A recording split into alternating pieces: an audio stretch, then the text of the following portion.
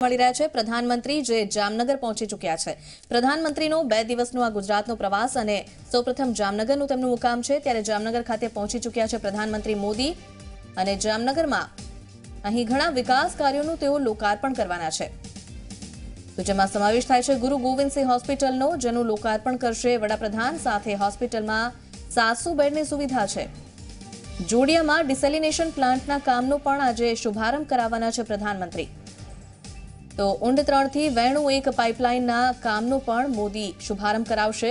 આ તમામ કાર્યક્રમો રહેશે જામનગરના। પ્રધાનમંત્રીનો પહેલો મુકામ જામનગર, જ્યાં પહોંચી ચૂક્યા છે તેઓ। 2 દિવસનો તેમનો આ પ્રવાસ છે ગુજરાતનો।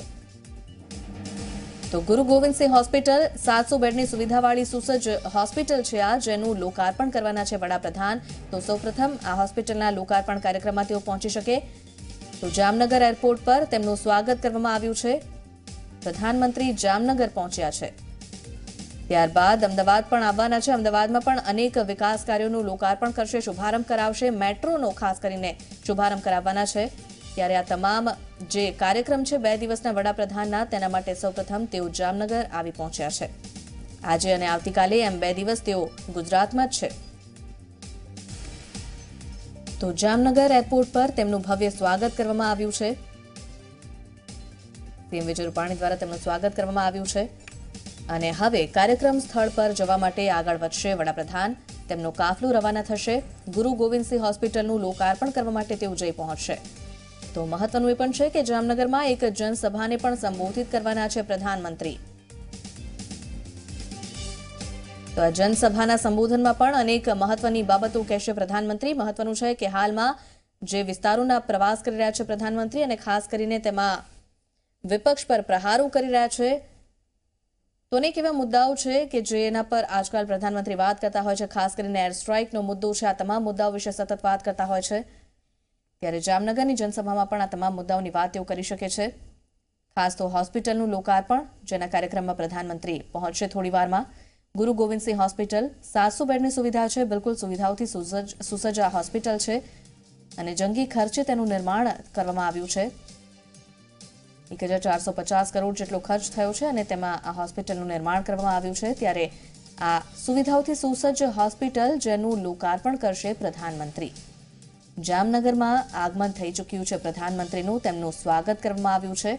તો આપ જોઈ રહ્યા છો હોસ્પિટલના એ દ્રશ્યો કે જેનું લોકાર્પણ કરવાના છે પ્રધાનમંત્રી। તો અત્યાધુનિક આ હોસ્પિટલ છે, જેનાથી જામનગર વાસીઓને સારી એવી સારવાર મળી રહેશે અને મેડિકલ ક્ષેત્રે મહત્વની આ હોસ્પિટલ। ત્યારે જામનગર વાસીઓને આ હોસ્પિટલની ભેટ મળવાની છે। આજે પ્રધાનમંત્રી તેનું લોકાર્પણ કરવાના છે। તો આ સિવાય પણ અનેક કાર્યક્રમો છે। ઊંડ 3 થી વેણુ 1 પાઇપલાઇનના કામનો પણ આજે શુભારંભ કરાવશે વડાપ્રધાન। તો જામનગર ખાતે આવી પહોંચ્યા છે અને આપ જે દ્રશ્યો હાલ જોઈ રહ્યા છો, આ એ હોસ્પિટલના દ્રશ્યો, જે બિલકુલ સુવિધાઓથી સુસજ્જ ગુરુ ગોવિંદસિંહ હોસ્પિટલ, જેનું લોકાર્પણ થોડી વારમાં વડાપ્રધાન કરશે।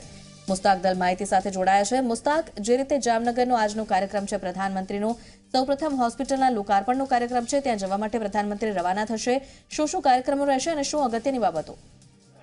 હજી નુપુર, ચોક્કસથી વાત કરવામાં આવે તો જ્યારે વડાપ્રધાન ગુજરાતના 2 દિવસ પ્રવાસ આવી છે, ત્યારે જામનગરમાં તેમનો પ્રવાસ છે અને જામનગરમાં પણ હાલ અત્યારે જે છે થોડી ક્ષણોની અંદર જે 700 બેડવાળી નવી જીજી એક્સિડન્ટ હોસ્પિટલ બનાવવામાં આવી છે, તેનું થોડી ક્ષણોની અંદર જ વડાપ્રધાન દ્વારા લોકાર્પણ કરવામાં આવશે।